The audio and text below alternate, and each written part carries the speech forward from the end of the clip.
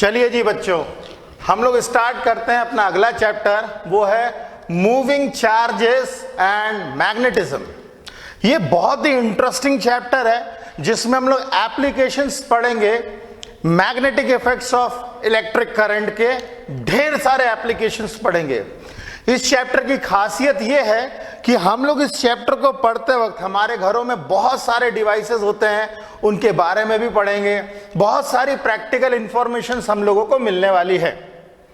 तो स्टार्ट करते हैं अपना अगला चैप्टर जो है moving charges and magnetism. Start करते हैं हम लोग इलेक्ट्रिसिटी, जिसे हमें मालूम है बहुत अच्छे से इलेक्ट्रिसिटी एक एनर्जी होती है और ये सबसे यूजफुल एनर्जी है। आज की डेट में तो हम लोग बिना इलेक्ट्रिसिटी के अपनी लाइफ को सस्टेन भी नहीं कर सकते हैं।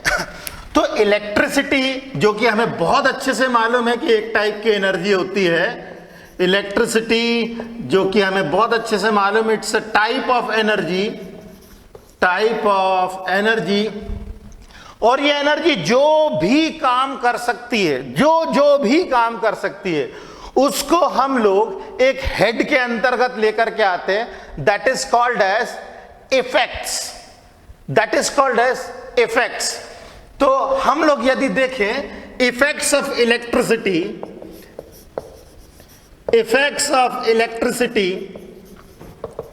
तो इफेक्ट्स ऑफ इलेक्ट्रिसिटी को मोटे मोटे तौर पे हम लोग तीन हिस्सों में बांटते हैं।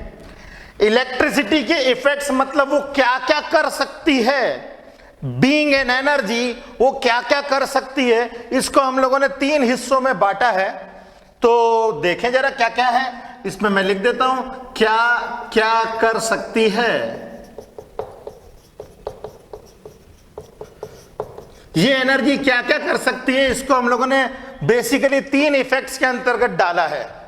पहला इफेक्ट होता है हीटिंग इफेक्ट्स।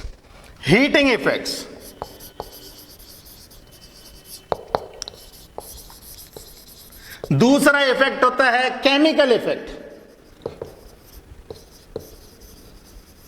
और तीसरा होता है मैग्नेटिक इफेक्ट्स।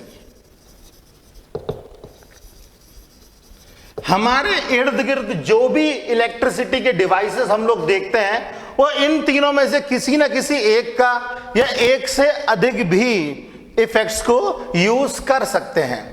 स्टार्ट करते हैं हम लोग हीटिंग इफेक्ट से। हीटिंग इफेक्ट्स को दिया हुआ है जूल ने, और ये हमें बहुत अच्छे से मालूम है कि अगर इलेक्ट्रिकल एनर्जी आप किसी भी दूसरे फॉर्म में यूज कर लो तो बहुत अच्छी बात है, और अगर नहीं कर पाए तो ये सीधे सीधे हीट एनर्जी में कन्वर्ट हो जाती है। और हीट का जो डिसिपेशन होता है वो डिपेंड करता है करंट के ऊपर, टाइम के ऊपर, रेजिस्टेंस के ऊपर, डिवाइस के, इसके ऊपर डिपेंड करता है। तो जूल ने जो हीटिंग इफेक्ट्स हम लोगों को दिए हुए हैं, तो जूल्स लॉ ऑफ हीटिंग से, जूल्स लॉ के हिसाब से जो हीट एनर्जी प्रोड्यूस होती है वो होती है I²RT। मतलब यदि कोई करंट किसी भी तरीके के इफेक्ट्स को परफॉर्म नहीं कर रहा है तो जाहिर सी बात है कि वो एनर्जी कहीं ना कहीं तो जाएगी। तो सबसे सूटेबल और बेस्ट सूटेड जो एनर्जी होती है दैट इज हीट एनर्जी।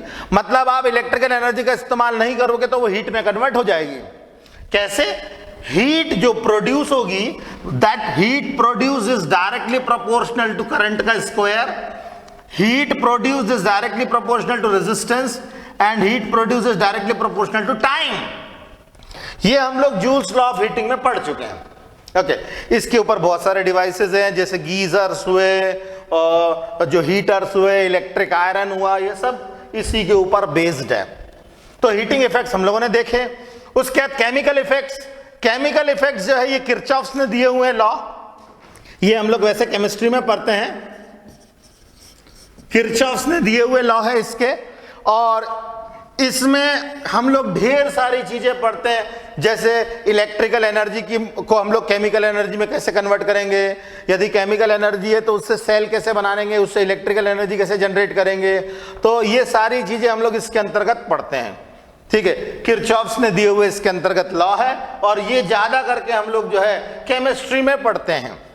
ठीक है, तो इसके अंदर में हम लोग सेल पढ़ेंगे, सेल के अंदर कैसे जनरेट होती है इलेक्ट्रिसिटी, बैटरी पढ़ेंगे, उसके बाद में चार्जिंग और डिस्चार्जिंग सब इसके अंदर में आता है। तो ये केमिकल इफेक्ट्स हुए। केमिकल इफेक्ट्स के अंदर में इलेक्ट्रोलिसिस भी आ जाती है। आप लोगों ने बहुत केमिस्ट्री में पढ़ा होगा इलेक्ट्रोलिसिस। इलेक्ट्रोलिसिस की मदद से हम लोग एक लेयर चढ़ा देते, एक मेटल की लेयर चढ़ा देते किसी के भी ऊपर। एनोडाइजिंग हम लोगों ने पढ़ा है, गैल्वेनाइजेशन हम लोगों ने पढ़ा है। ये सारी चीजें जो है केमिकल इफेक्ट्स के अंतर्गत ही आती है। इस चैप्टर में हम लोगों को पढ़ना है मैग्नेटिक इफेक्ट्स, ठीक है। मूविंग चार्ज एंड मैग्नेटिज्म में हम लोग मैग्नेटिक इफेक्ट्स पढ़ेंगे। और ये आप लोगों को शायद पता नहीं होगा, मगर electricity and magnetism, electricity and magnetism, ये दोनों टाइप के जो प्रोसेसेस होते हैं ये हम लोगों को पिछले 2000 सालों से पता है। मगर अभी कुछ 200 साल पहले हम लोगों को ये पता चला है कि इलेक्ट्रिसिटी और मैग्नेटिज्म ये इंटीमेटली एक दूसरे से रिलेटेड है, बहुत ही इंटीमेटली। मतलब जहां इलेक्ट्रिसिटी है मैग्नेटिज्म होगा ही होगा, जहां मैग्नेटिज्म है वहां इलेक्ट्रिसिटी होगा ही होगा। तो मैग्नेटिक इफेक्ट्स में बहुत सारे साइंटिस्टों के नाम हैं, ठीक है, जिसमें फैराडे भी है और इसके बाद में हेनरी जोसेफ है, मैक्सवेल है, इलेक्ट्रोमैग्नेटिक वेव्स हर्ट्ज ने बनाए हुए हैं। ऐसे बहुत सारे साइंटिस्टों के नाम आएंगे, फिजिसिस्ट के नाम आएंगे। जैसे जैसे टॉपिक आते हैं वैसे वैसे हम लोग पढ़ते हैं। तो इसके अंदर में हम लोग को बताया जाता है कि किस तरीके से इलेक्ट्रिसिटी और मैग्नेटिज्म एक दूसरे से रिलेटेड हैं। इसे पढ़ने के बाद इलेक्ट्रिसिटी से मैग्नेटिज्म और मैग्नेटिज्म से इलेक्ट्रिसिटी दोनों चीजें पॉसिबल है।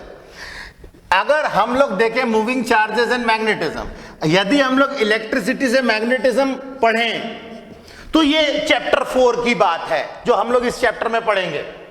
यदि मैग्नेटिज्म से इलेक्ट्रिसिटी पढ़ें तो इसे कहते हैं इलेक्ट्रोमैग्नेटिक इंडक्शन। तो ये दोनों चीजें पॉसिबल है, इलेक्ट्रिसिटी से मैग्नेटिज्म और मैग्नेटिज्म से इलेक्ट्रिसिटी, ये दोनों चीजें हम लोग कर सकते हैं। तो ये कुछ बेसिक मैंने आइडिया दिया है आप लोगों को इफेक्ट्स ऑफ इलेक्ट्रिसिटी, जिसमें heating effects, chemical effect, magnetic effects.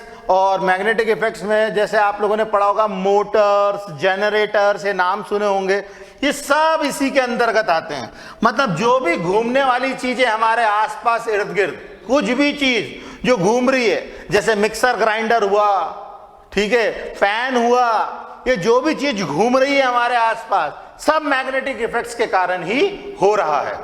तो इसके अंदर में मोटर्स आ जाएंगी, जनरेटर्स आ जाएंगे, ये सारी चीजें इसके अंदर में आएंगे।